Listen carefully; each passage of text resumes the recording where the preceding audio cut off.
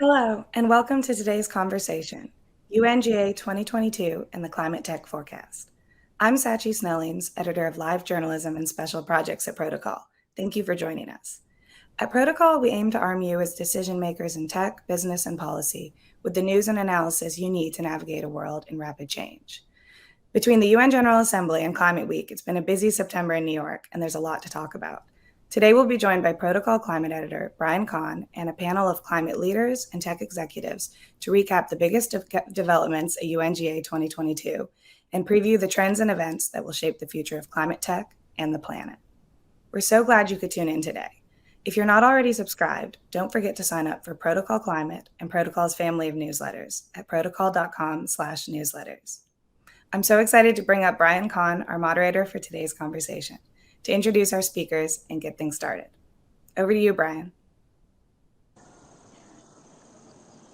Great. Thanks so much, Satchie. It's a pleasure to be here. And hello to everyone. I'm Brian Kahn. I'm Protocol's climate editor. I'm really excited for our conversation today. Just to give us a little bit of grounding about where we're coming from, I want to start with looking back to what just happened last week. As Satchie mentioned, it was a very busy time, and then give a sense of where we're headed going forward. So last week at the UN General Assembly, Antonio Guterres addressed world leaders, and he told them, quote, "The world is in big trouble." Now, frankly, he's right. Supply chains are pretty broken. There's a war raging in Ukraine, and the world is very far from meeting its sustainable development goals. That's particularly true when it comes to climate change. Global carbon emissions rose to a record high last year, and the impacts of the climate crisis are becoming clearer with each passing day. You can look out your window, or you can check the news and see them. Just to take two recent examples, the Horn of Africa is experiencing a drought unseen in at least 4 decades. It's got 21 million people at risk of acute food insecurity or even famine.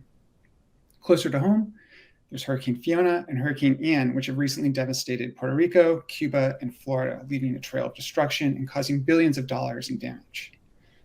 Now, it's against this backdrop that world leaders, tech visionaries, activists, and others will be meeting in Egypt in a little bit more than a month at COP27. Those are international climate talks. And what their goal is to stop this runaway train. And as Antonio Guterres put it, we need action across the board. Now, that's what we're here to talk about today. We're lucky enough to be joined by tech leaders who are thinking about that kind of action. And the industry itself has been a leader, both as a leading voice in talking about how to combat the climate crisis and in putting action and money to work to do so.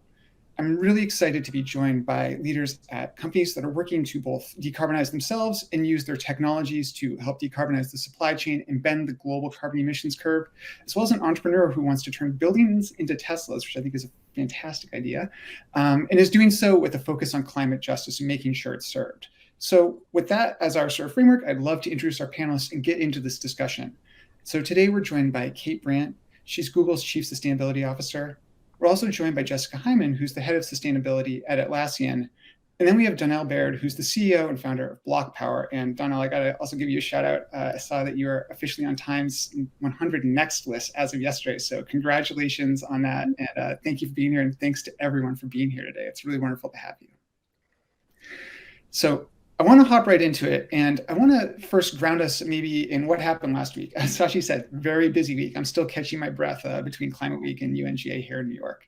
Now, Kate, I know you were here for last week. Hopefully you've maybe caught your breath, but I'm really curious to hear from you. You know, from a tech perspective, what were some of the big themes and things that stood out to you when it comes to the intersection of tech and climate last week? Yeah, thanks so much, Brian. And it was wonderful seeing you in New York. And I think I'm almost caught up on my sleep. But it was an excellent week. And I've been attending UNGA Climate Week for probably over a decade. And I have to say, I think this was probably one of the most robust and interesting weeks that I've had the chance to participate in. A few reflections I'd share. You shared, of course, the backdrop of the many global challenges and crises that we're facing. At the same time, I also did feel like we were there in New York at a moment of some optimism around climate. I think we are seeing some really important progress, like having 80% of global GDP and greenhouse gas emissions now actually covered by economy-wide net zero targets. I know we're going to talk more about the IRA later today, but obviously the passage of the IRA being a huge deal for accelerating action in the US. Also, the energy security crisis in Europe being a major issue, but also a potentially important accelerator for climate action. So I think we were coming together in New York at an interesting moment. And early in the week, someone reminded me that there are 88 months left of what we've been calling the decisive decade, right? 88 months until 2030. And I think that really focused the mind. And I found what was really also positive about last week was we've kind of shifted from what I've been calling pledges to progress. It was much more about how do we roll up our sleeves? How do we partner? How do we work together? And of course, as I was entering into a lot of these conversations, and I know other colleagues on the line today as well, what is that role of technology? And that's very much what I spend a lot of time focusing on here at Google. How do we, of course, lead by example in how we operate our own business? But most importantly, how do we provide tools for other businesses or cities that have set bold climate targets and are trying to achieve them? And also, how do we meet the growing demand of individuals? I think what's also really powerful about this moment is that individuals actually want to get involved. They want to take action, but they're not always sure where to begin. And so that was another key theme that I was bringing to the conversation last week of how do we utilize technology to enable people to take action on climate. So overall, busy week, good week, and excited to talk more about it today. Well, I appreciate that. And I like to hear, that sort of idea of bringing things from both that high level, sort of corporate or even like national commitment and that individual level, kind of meeting somewhere in the middle. And Donnel, I feel like you're actually working kind of in that middle ground, both, from the building and city perspective. You work at BlocPower, you're working to decarbonize buildings, bringing in, heat pumps, solar panels, and other technology that not only decarbonizes them, but makes them, makes electricity bills lower. I'm wondering if you can tell us a little bit about, from your perspective, when it comes to the UN and these high-level talks, does that sort of trickle down to you and how you think about your work? Does it have an impact in terms of what you're thinking about going forward? No, not really. We were privileged to be in Glasgow and got to hang out with Vice President Gore as he helped to, of course, structure and lead the last round of climate talks. And it was interesting to see the way the broader business community and tech community approached like the summer Davos thing that happened and how the sustainable development goals set a set of like milestones, or John Doerr would say OKRs, that the business community and the tech community can meet as we all think about how to solve the climate crisis. So I think like setting the context or the framework and the sandbox that we all play in is helpful. But at the building level, the conversation is, can you persuade a building owner that our products are better than the fossil fuel alternatives that they currently use? And as we shift into decarbonizing whole cities, what's it really going to take for us to move in Ithaca or a Menlo Park? Or I think I can announce today, yesterday it was announced that we won the contract to decarbonize the city of San Jose. So all of the buildings in the city of San Jose, which is one of the biggest cities in the country and in the world, how do you decarbonize a whole city in 88 months, right? And can you do that in a way that really inspires other cities to do the same? Kate talked a bit about, Google leading by example. How do we do things in such a way that we have like example companies and example cities where we share data, share inspiration, and do things in a way that other stakeholders can kind of duplicate and learn from our actions. So I think that's how that's how the Sustainable Development Goals can set a framework for all of our work.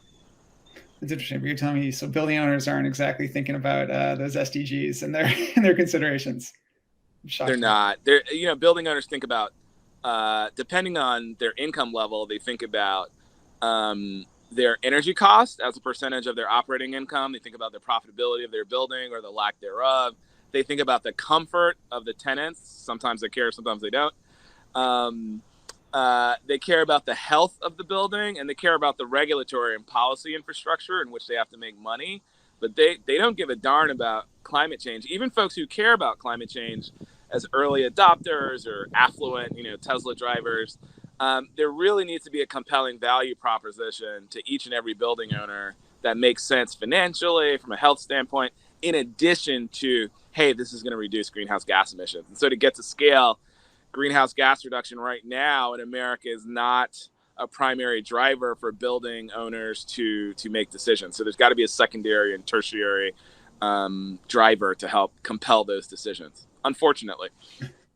Well, maybe that'll change in time. We'll see. I mean, once you have those examples, maybe that starts to get people thinking a little bit more, in line with the various aspects and reasons to decarbonize. I'm curious. I mean, Jessica, with your work, I mean, you've written that employees and investors alike kind of place a premium on sustainability, and so I'm curious for you. I mean, are you experiencing that at Atlassian? Like, is there that pressure from outside the company or even within the company to implement sustainable policies more aggressively than if it was just kind of operating in a vacuum?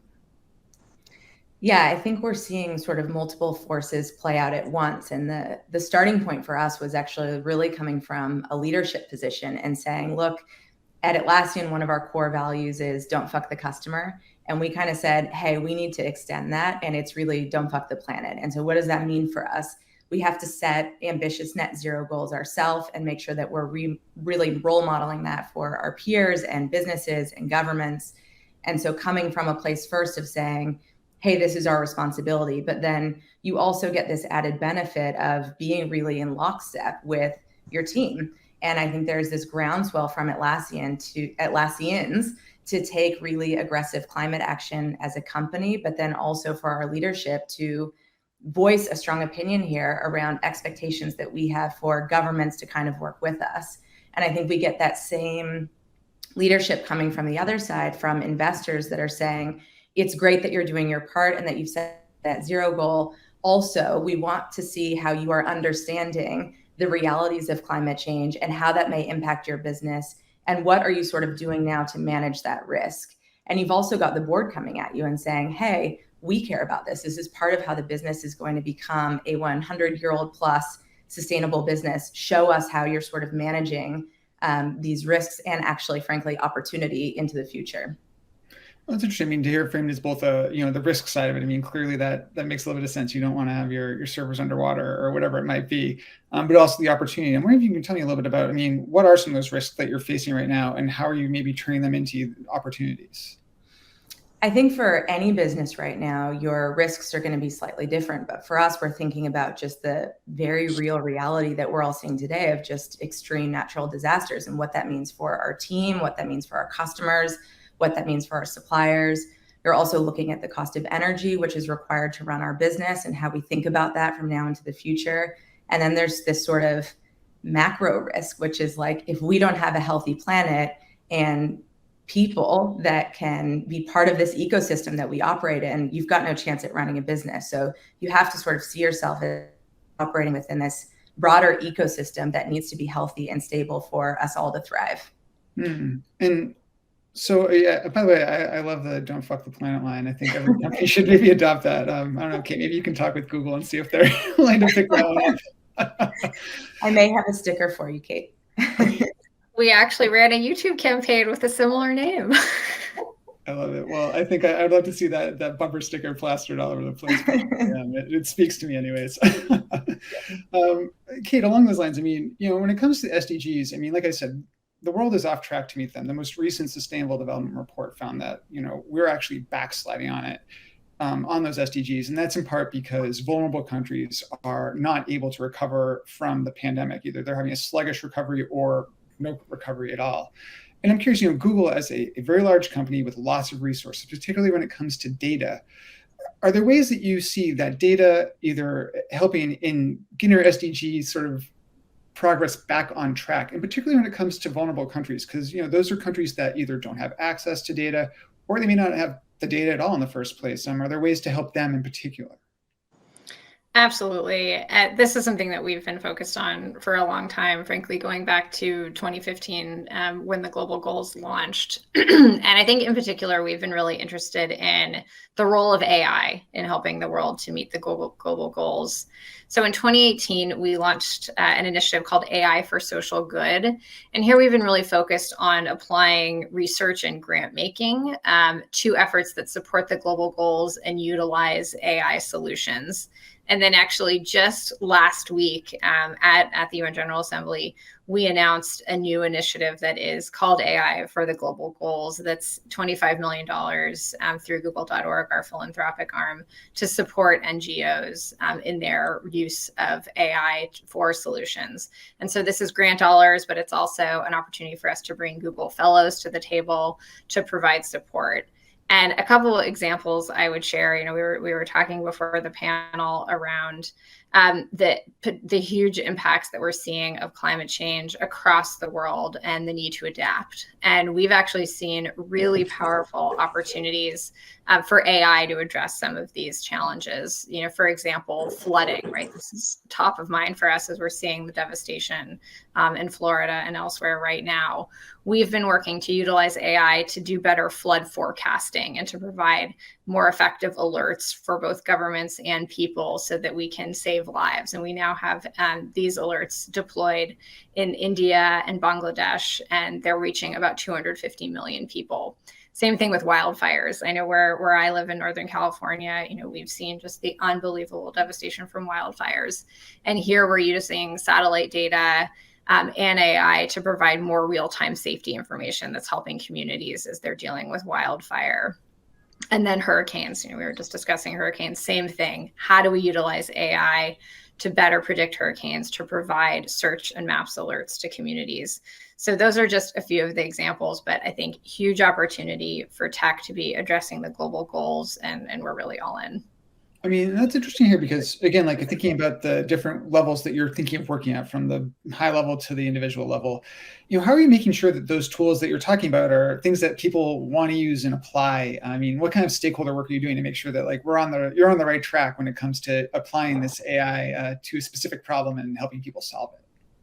Yeah, something else that was a theme last week as well was partnership, and that it's so important for us to do this work in partnership. And also I mentioned, at Google, one of our core values is we put the user first. So we always want to be building tools and solutions that are most helpful for the people that we're trying to reach and support.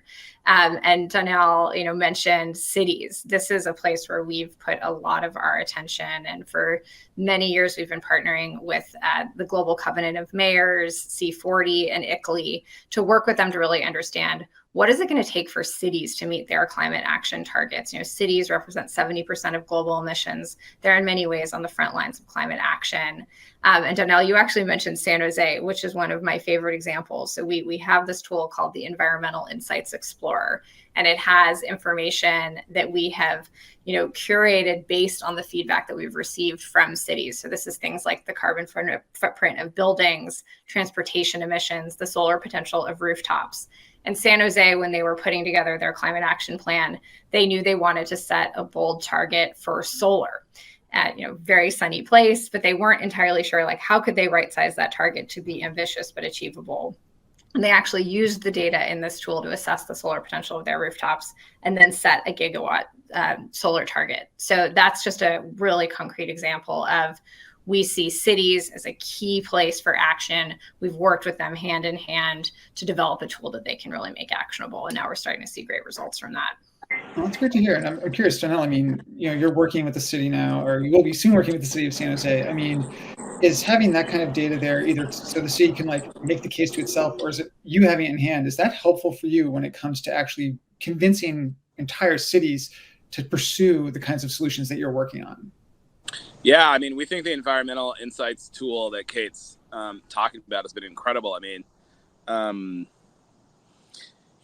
Several hundred American cities over the last few years, during the Trump administration, frankly, really took responsibility for passing robust local, city scale climate policy.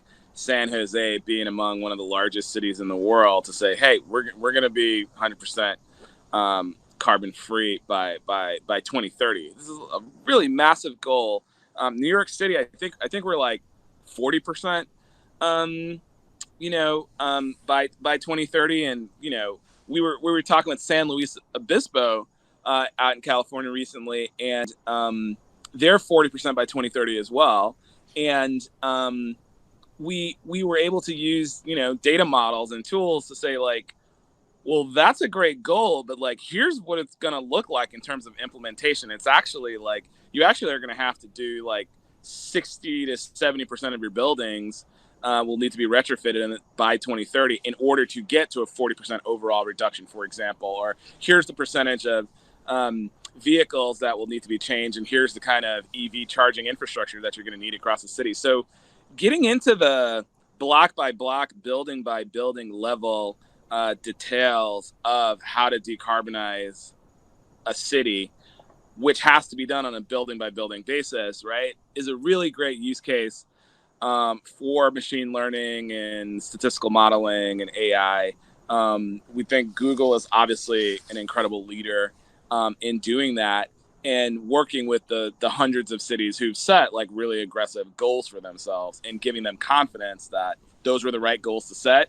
I think the next question is, all right, like we got to decarbonize a few cities, hopefully quickly, and open source all of the learnings and best practices and like data, whether it's construction data, financial data, mechanical engineering data, machine learning algorithms. All that stuff needs to be open source and shared so that the next wave of cities that want to decarbonize can build on the foundations that have been provided by the kind of early adopters of these 40% or 50% or 100% clean energy goals in these urban markets.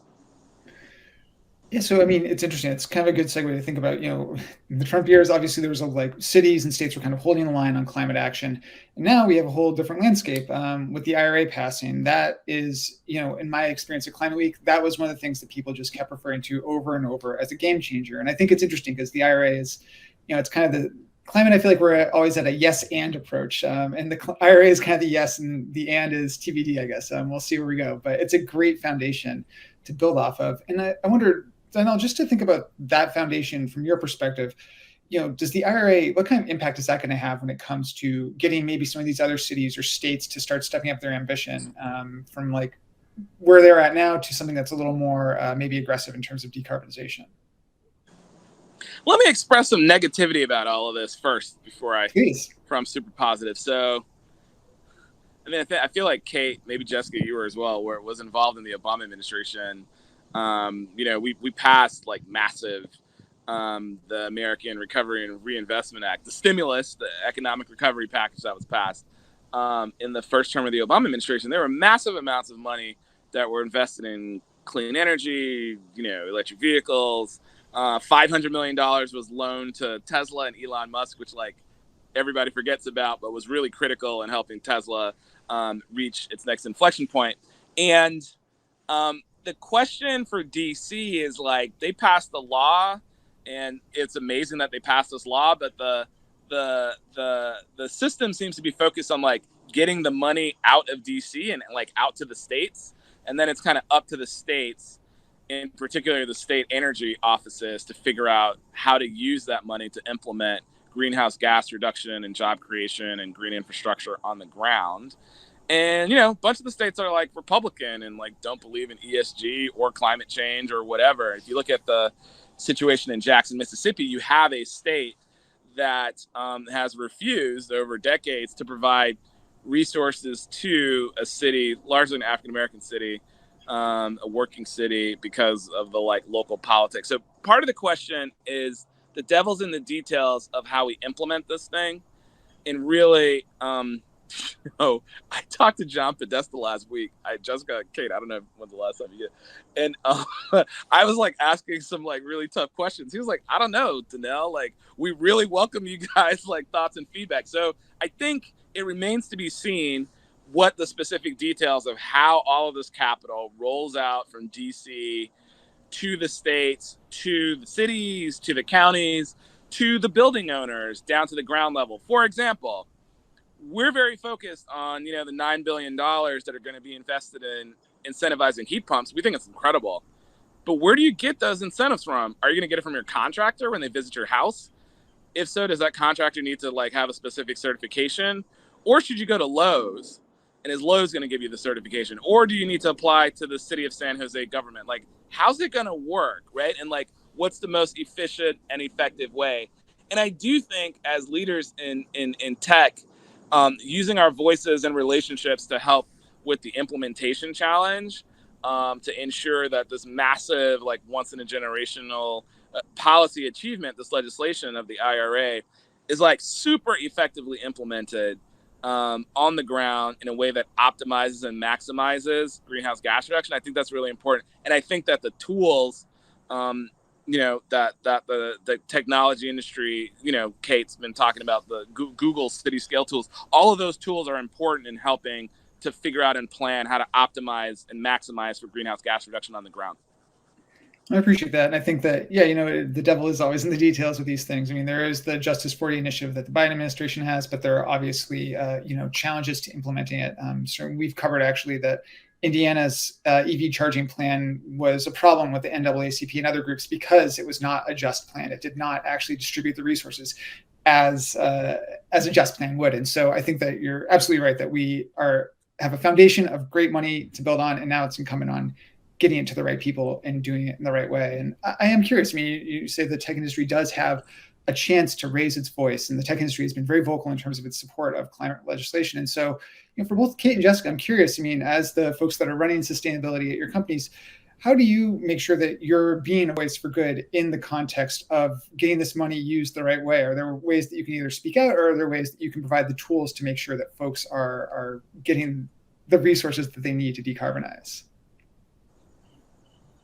I can start, Kate, and then I'll pass it to you. I think, Atlassian has thought about our role as, first of all, we have to set science-based targets and sort of lead by example here. But then in parallel, I think we have no illusions that business and government have to move together. And we see this again as this like team effort. And if you think about this movement sort of at scale, that means that we have to be supporting with advocacy and real advocacy. And I think if I think about just the last 12 months, we've been involved with groups like the We Mean Business Coalition, signing open letters to the G20 leaders. We've signed series letters to Congress supporting clean energy. And that sort of activism goes back to 2019 when we first set our RE100 goal and said, it's one thing to set the goal internally, but then you have to use your voice and your platform to push for that bigger movement kind of at scale. And I think it's really interesting that Donnel and Kate brought this back to actually cities, because we see these things as kind of needing to happen in parallel at the sort of scaled government legislation, and then at the company, showing leadership and actually getting the work done at our altitude. And so I think when you think about sort of taking that down to the IRA, we're looking at this sort of wave of teamwork and consistent drumbeat over time that gets you to this legislation. And then I think the question is, okay, now that we're here, how do we celebrate the moment and see this as a foundation, but then think of this really as the foundation and as the springboard for sort of what happens next? And it should be this sort of forward-looking, how do we now make bigger commitments? How do we see this as a signal that we can accelerate the pace that we thought we could go and actually achieve our goals faster? And how do we kind of do this as a collective? Yeah, no, I definitely want to build on the great points that you've both made, Donnel and Jessica. So yes, I completely agree that partnership is so critical here, right? That's a theme. And that goes for engaging in policy action as well. So we at Google, we have a commitment to be net zero by 2030. Embedded in that is our moonshot goal that we want to operate on 24/7 carbon-free energy by 2030. This is a very hard objective to achieve, and it absolutely requires policy change and policy action to get there. And so we have been very vocal for many years on the importance of policy action, the importance of partnership. And I know from my days in Washington, what I always found most helpful was when companies could come to the table with really specific recommendations. So we've done that as Google. We published a white paper just a couple of months ago on what do we really need to achieve 24/7, a clean electricity standard, keeping nuclear online so it's safe and operable, getting coal off the grid, et cetera. And we have said we need to come together in partnership. And so we've been founders of initiatives like the Clean Energy Buyers Alliance. This is over 300 companies that are pushing for a 90% carbon-free grid by 2030.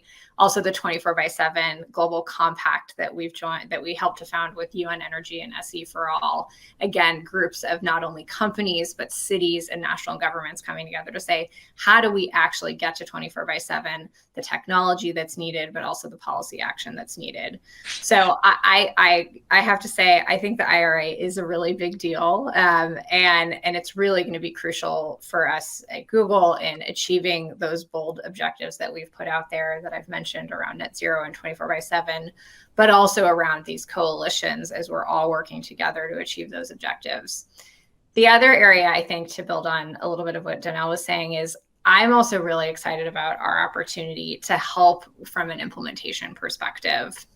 And I think one of the places that we can play a really useful role at Google is, I talked already about how we want to give our users information about how they can live more sustainably, whether that's eco routes in Google Maps or showing the carbon footprint in Google Flights. But also as they're trying to buy a heat pump or get solar on their rooftop or purchase a new EV, we want to make that easier for individuals, providing them helpful information, and then also highlighting what are those incentives that they can take advantage of and how can they go out and actually utilize those, as Donnel was saying. How do we reduce that friction to action? Yeah, I think that. Yeah. Go ahead, Donnel. Well, I mean, I obviously am going to be emailing Kate to harass her about San Jose, since Google has so many employees in San Jose. Like, can we green their buildings, and how do we, some of them are working remotely, I imagine. What can we do to incorporate? We've talked with Apple about Apple has this goal of every Apple customer, Apple is supposed to figure out how to help reduce greenhouse gas emissions of every Apple customer. I work with I'm on the SEC advisory board for the climate disclosure law. We're definitely going to pass it as soon as possible to force all publicly traded companies to talk about their emissions footprint across their entire supply chain. And so folks are going to figure out who are my suppliers and where are my data centers and where did stuff come from and who is delivering whatever from which warehouse, and do my delivery vendors, are they green? And that's going to be part of the reporting that everyone has to do. So I really encourage, I love the broad scale and scope of IRA. When we were all in DC a week or two ago, it was a party. We all were celebrating. For those of us who have worked on these issues for 5, 10, 15 years, 20 years, to get to this point is unbelievable. As a parent who has kids, and we got to rapidly reduce greenhouse gas emissions, focusing on implementation. We can only celebrate so much. And I want to encourage and challenge as respectfully as possible, in the way that acknowledges the incredible work that Atlassian and Google are doing. Why don't you guys race to green San Jose and race to green Sydney and see who wins by 2030?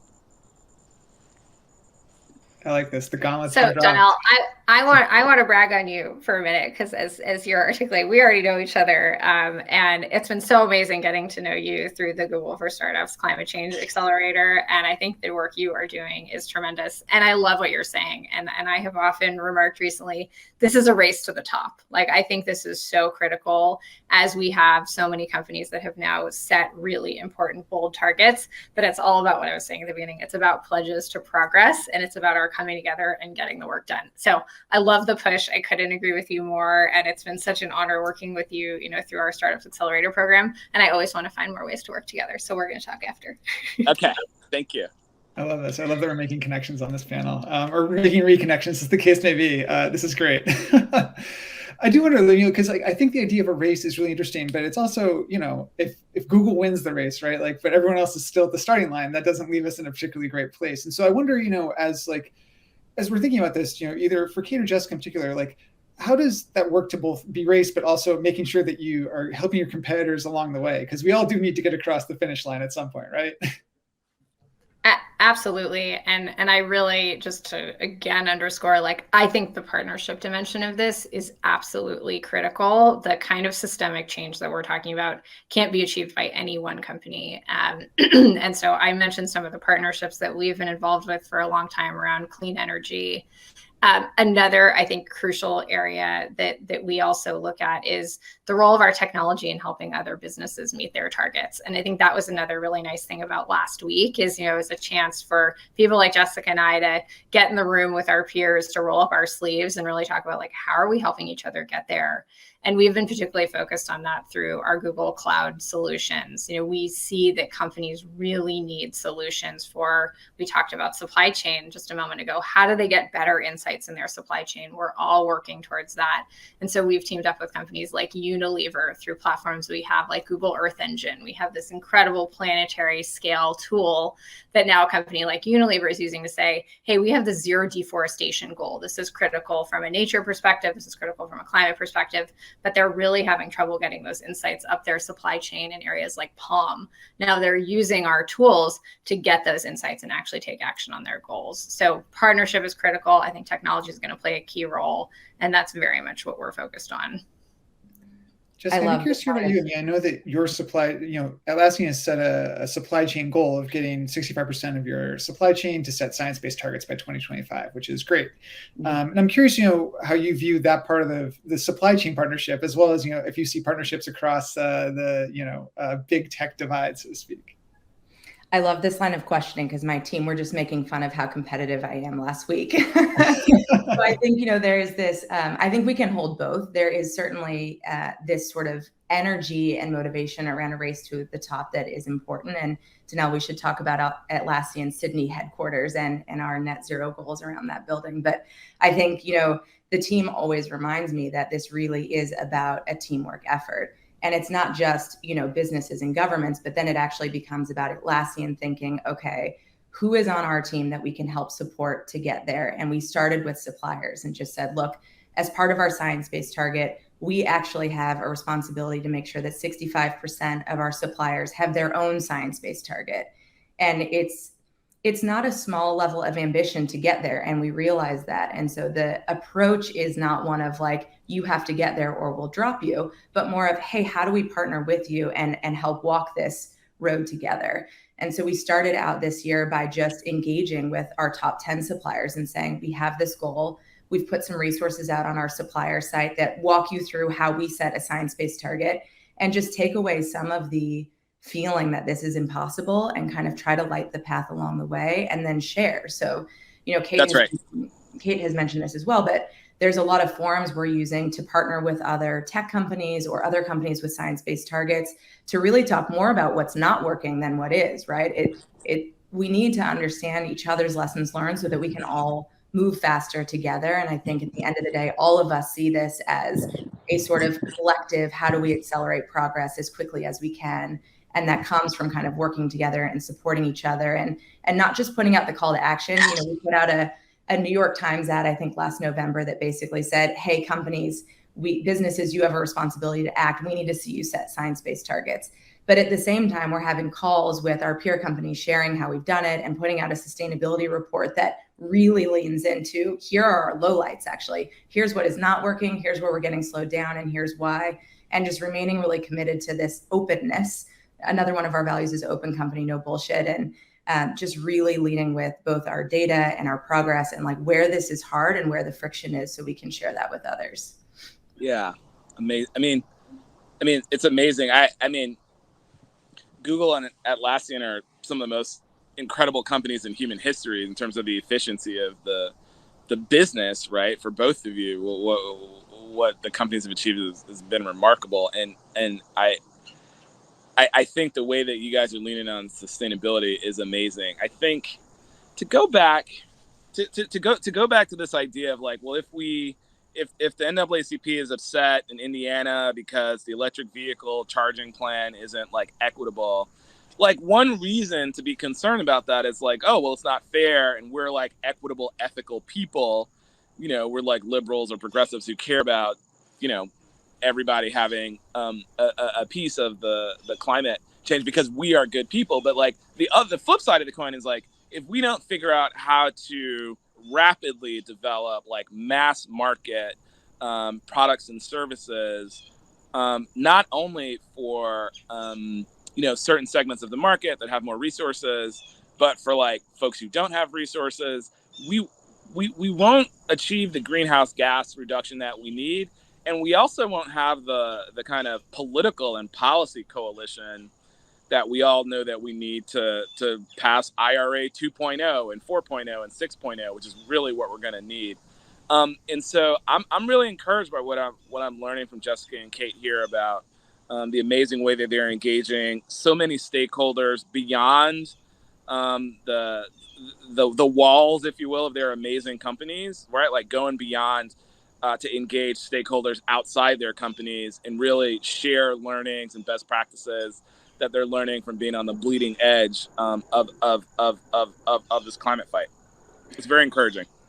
Yeah, I mean, I'm very intrigued by that. And I do want to, obviously, we need the IRA like 10.0 right down the line if we really want to do this in the US. But I think it also speaks to the fact that we need, the IRA 1.0 in other places, or, whatever it might be, the Green Deal in Europe 2.0, as the case may be. And I'm curious, to hear either from Jessica or Kate, I mean, when it comes to thinking about this in terms of like a more holistic view, and maybe Jessica, this is good for you since Atlassian has a headquarters in Australia, right? And Australia recently just got a much more progressive government after booting its climate denier PM. So I'm kind of curious to think how you kind of link up, not just with other companies, but also work across the various places that you're working with, the various countries that you're working with, to make sure that those national governments are also on board, because it seems like we need this synergy to actually work and get us to a place where emissions reductions are happening. Yeah, I was lucky enough to be at the Inflation Reduction Act celebration a couple weeks ago in DC, and Biden said something that has just really stuck with me since, which is that too often we confuse setbacks with defeat. And it just reminded me that regardless of who is in power and which government at this moment, we need to remember that this sort of consistent drumbeat wherever we have a platform to influence change is critical, and that you sort of don't take your foot off the gas sort of regardless of that market. And I think there are ways we can do this by leading by example. So if you think about being an Australian business, we were one of the first Australian tech companies to set a 100% renewable goal, or leading in setting the science-based target goal that we have, or thinking about our Australian headquarters that we're building out right now and how we make sure it has really strong net zero goals tied to it, and sort of setting an example in that market where we have influence, but then using our platform to advocate for progressive policy there as well, so that we're kind of doing both in parallel, and that regardless of the Inflation Reduction Act and the win that is, here in the US, that we see that as one win today that should be celebrated, and a foundation that hopefully can get built on in other markets that we're operating on. Actually, I just want to make sure that we acknowledge to Donnel. I mean, it sounds like, can you get BlocPower over to Australia to check out this headquarters, or what? That's right.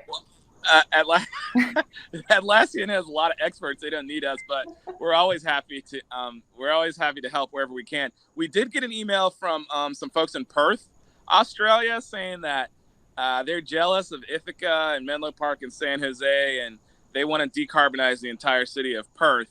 And so we are talking with them about that. As you guys may know, Rewiring America is a great advocacy organization for electrification of the building sector. And one of their co-founders is Australian, Saul Griffith.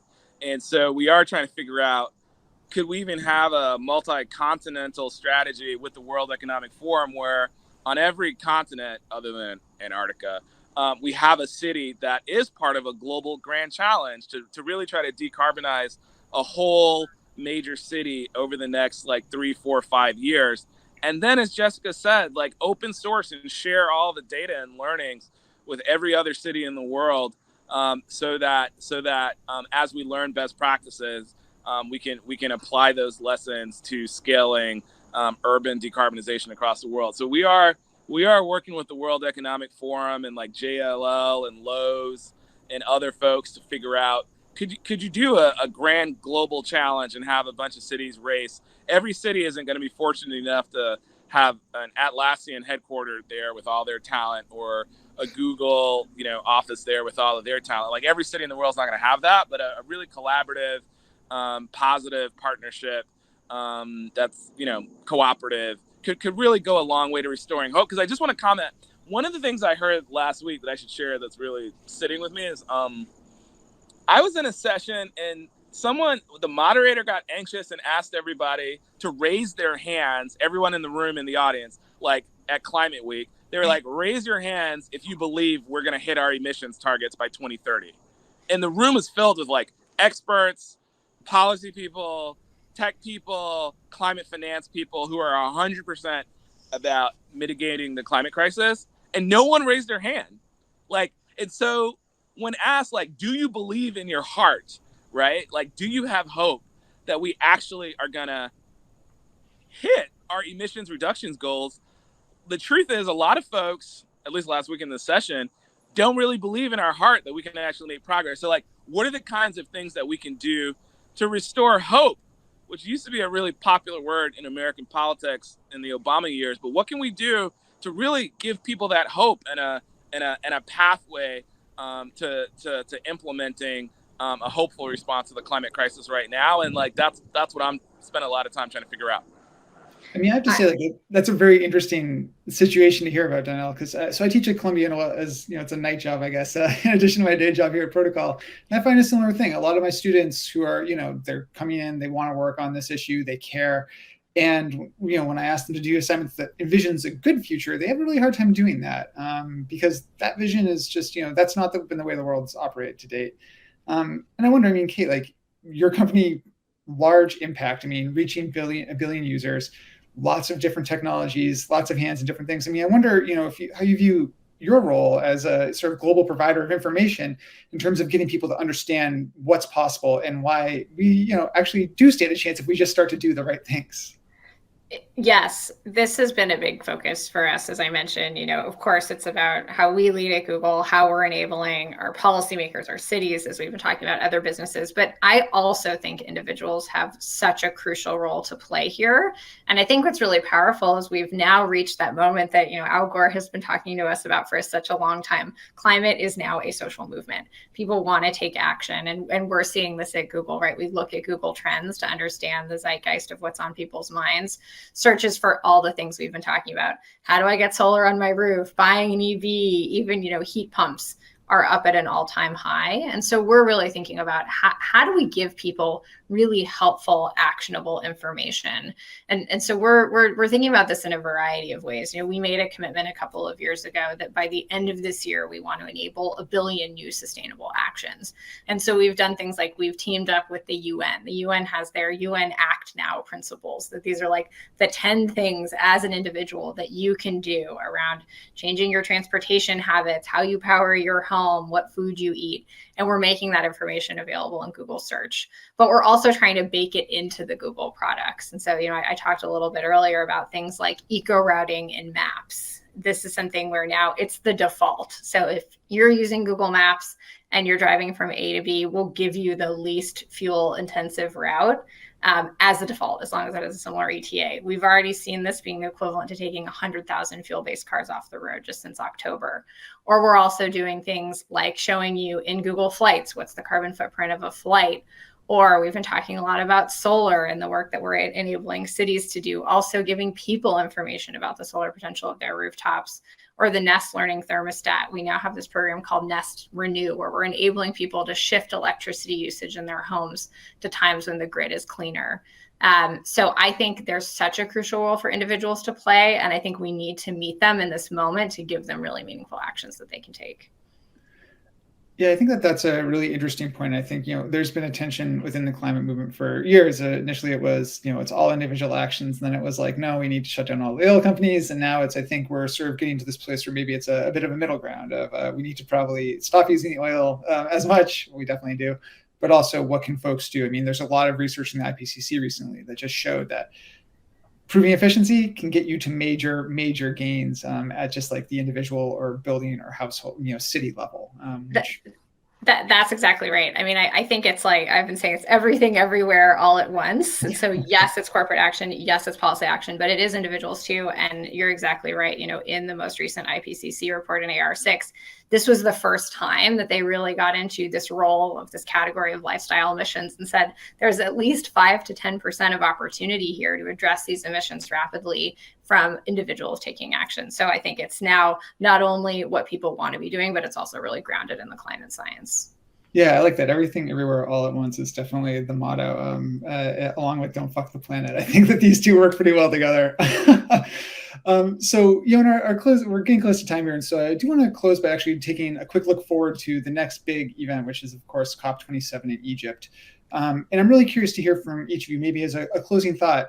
What is something that you want to see coming out of those talks? Whether it's at the corporate level or at the international level or at the city level, for that matter, since cities do play a major role in these talks, to show that we're actually going to start making progress in bending that emissions curve from hitting record highs to starting to go down. And maybe I'll just call on someone first. Jessica, how about you? Would you like to hop in on that one? Sure, happy to. I think for Atlassian, we really want to see this scaled movement as a team. And so what we're really looking for is business leaders showing up and making the big commitments, setting science-based targets, and using that as a moment and a platform to really say, hey, we're going to step into a leadership role. And I'm not just the CEO of my company responsible for the bottom line, but actually see my company in this broader ecosystem and context where I need to stand up for progressive climate policy and ensure that our government leaders are kind of taking on that challenge, and then seeing our government leaders kind of respond in that space. I think that creates, going back to your question before of like, is there hope or have we lost? And I think these big moments, something like COP, is necessary to keep this movement going forward and to feeling like we've got the velocity that we need to get there, and to create the environment where individuals feel like their actions matter. Because I think if you don't have that leadership from the top, it's hard to continue to have that motivation. And something like the IRA signals to individuals that, hey, from a policy perspective, we are going to help you kind of take individual action for electrifying your home, for example. And I think we need those moments along this long path to get to where we need to go. Thanks. I love that, Jessica. And just to build on that, I'm excited about COP. It's a few short weeks away, so hope I'll get to see all of you in Egypt. But I think for me, it again comes back to what we've been talking about today, what we were talking about at UNGA. It's all about pledges to progress. This is an implementation COP. This is about taking action. Many of the bold goals have been set that need to be set. Of course, there's some other countries that are still on their journey to setting those goals. But for the most part, I think the stage is set, and now it's about that implementation. And I think from the court sector coming and showing how are we taking action through our own net zero commitments, but also, as we've been talking about a lot today, the role of our technology or our products and solutions, whether it's a tech company or another company. How are we enabling other businesses to meet their objectives? How are we enabling individuals to take action? So that's really what I'm excited to focus on at COP. And, I think it's going to be an important moment as we continue to make progress. Well, Donnel, I guess I'll give you the last word on COP. What are you looking at? Great. That's a tough act to follow from Jessica and Kate. I mean, yeah, we were talking in Switzerland with some of the folks from Cairo about the prep work that they're doing, and it's interesting in the building sector, right? Like most of the buildings across the world aren't like skyscrapers or Class A office buildings that any of us would have our staff work in. It's like mom and pop, like small construction companies in Cairo that build buildings, which pretty much unregulated, right? They just kind of build a building that they think works. And again, how do you get to this mass distribution, like globally, of clean energy hardware and software, so that like local mom and pop construction firm in Cairo that's building an apartment building in Cairo or in Nairobi or Rio, that they are using best practices to build net zero buildings, and how do we get there? So I think those kind of conversations are super exciting, but I couldn't agree more with Jessica and Kate's comments and approach. Like, if we're talking social movements, I mean, I read a little bit about Gandhi, and one of my favorite quotes from him is, you have to be the change that you wish to see in the world.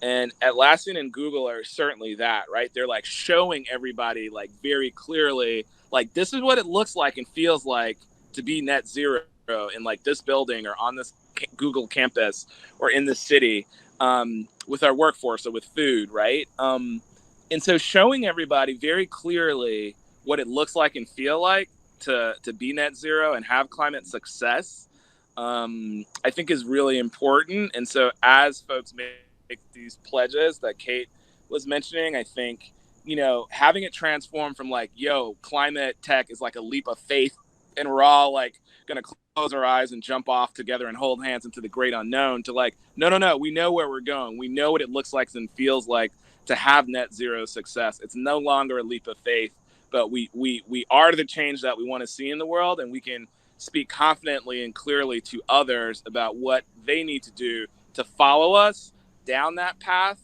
of reducing carbon emissions. I really look forward to, you know, seeing more and more folks shift gears into the kind of work that Google and Atlassian are doing, and that's my hope for COP. Well, I appreciate that. And I think that that is a great note to end on. I think, you know, you've touched on a really important, I think, storytelling technique, which I think about as a journalist, which is show and not tell. Showing people the path forward is a way to get them to actually walk down the path. And so I think that that is our challenge, both as, you know, well, for all of you as companies, as individuals, and also as the world. It's to show a pathway forward that's different than the one we're on, because we certainly need to get there if we want to get to net zero, and we want to have a climate that, well, it's a planet that's not fucked, essentially. But with that, I'd like to wrap our panel today. I want to thank our panelists so much for being here. I think that this was really insightful for me in hearing about how each of you thinks about climate. And also, I think it really speaks to, in hearing this sort of competition and collaboration, push and pull here, it speaks to something else that Antonio Guterres actually said at the UNGA last week, which is that, you know, let us work as one, as a coalition of the world, as United Nations. And I think that that speaks to the fact that at the end of the day, everyone has to be on board here, both in terms of being the change, fostering that change, and also being a voice at the table to make sure it's a just change. And so with that, I want to leave us looking forward to Egypt, and I guess about 5-6 short weeks. It's gonna, hopefully everyone here catches their breath one more time, and then we'll all be there and off to the races. But thank you again to our panel for joining us today, and thank you for our audience for being here. Thanks, Thank you. Brian. Thanks so much. Great to be with you. Good to see all of you.